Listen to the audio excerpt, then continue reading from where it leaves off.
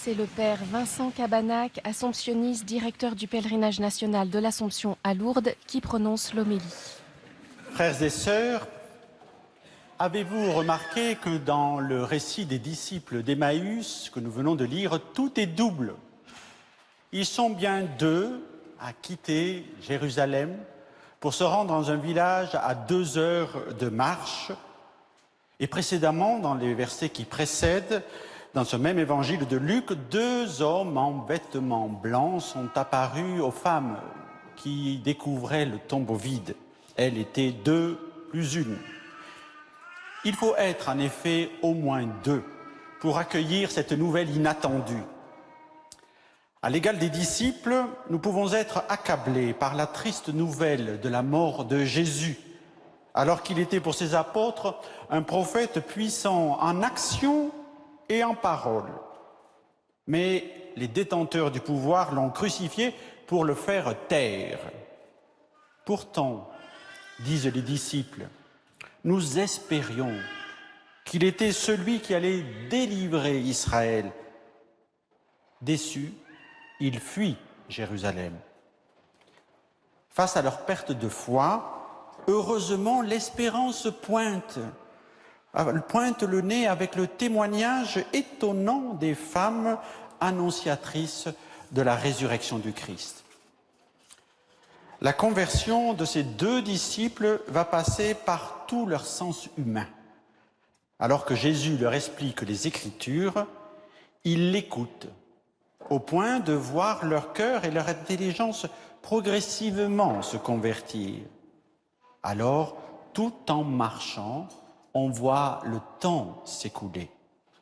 Pour chaque disciple, les 2 yeux étaient aveugles, les 2 oreilles étaient obstruées. Mais, au terme de l'étape, chacun aurait pu reprendre son chemin, se contenter de sa situation, s'abîmer dans la tristesse. Ils se sont cependant montrés attentifs à leurs compagnons de route. Et comme nous le dit saint Augustin, l'hospitalité leur a rendu ce que leur perte de foi, ce que leur incrédulité leur avait fait perdre. C'est par un geste symbolique fort que Jésus dit qui il est. De ses 2 mains, il prit le pain, prononça la bénédiction, le rompit et le leur donna. Alors seulement, les yeux des disciples s'ouvrirent et ils le reconnurent. Jésus, en les laissant, a enflammé leur cœur. Ne brûlait-il pas en nous tandis qu'il nous parlait? S'interrogent les disciples. De cette question, de cette rencontre, les disciples tirent une certitude. C'est bien vrai, le Christ est ressuscité. Eh bien, nous aussi, nous avons besoin d'éprouver la puissance de la rencontre avec le Christ. Nous le ressentons dans notre chair, avec tous nos sens. C'est par la parole de Dieu que nous écoutons par nos oreilles et nous méditons dans notre cœur que nous saisissons la mission du Christ. C'est la proximité avec les pauvres et les malades dont nous nous approchons pour les servir et dont nous tenons les mains pour les apaiser par une caresse. C'est la contemplation de la création qui nous fait poser notre regard sur ce que Dieu nous a donné et dont il nous demande de prendre soin.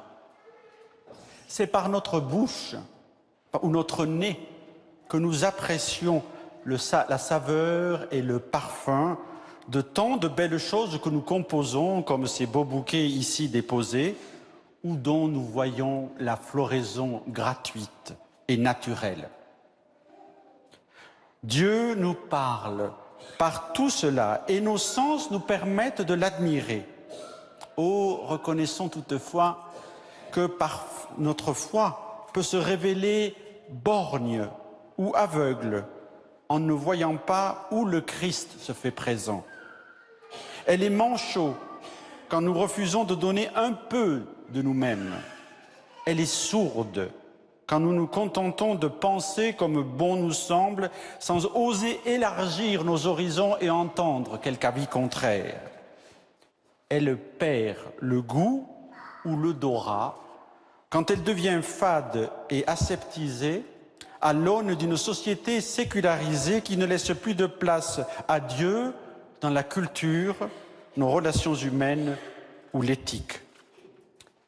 Frères et sœurs, tous nos sens nous aident à percevoir la présence du Christ parmi nous.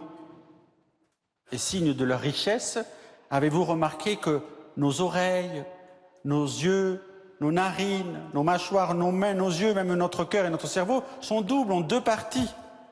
Veillons donc à tirer profit de cette richesse intérieure et naturelle.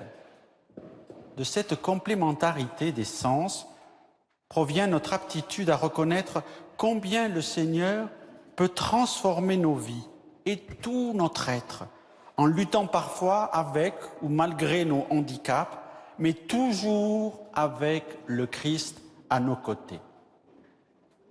Saint Augustin nous exhorte: apprenez où vous devez chercher le Seigneur. Apprenez où il vous sera donné de le reconnaître, c'est-à-dire lorsque vous êtes assis à la table sainte, comme à Emmaüs, comme ici aujourd'hui, autour de l'autel, table de l'Eucharistie. Mais elle n'est pas la seule. Nous aussi, nous rejoignons les affamés et les assoiffés de Dieu qui ont besoin de notre témoignage. Laissons-nous donc transformer par le Christ à l'égal de Sainte Rosalie, la contemplative, de la bienheureuse Rosalie Rendue, apôtre de la charité qui a tant œuvré ici dans ce quartier. Encourageons-nous les uns les autres. Nous sommes les disciples de Christ, comme ceux d'Emmaüs, parfois incrédules, toujours en chemin de conversion, surtout lorsque nous osons l'hospitalité.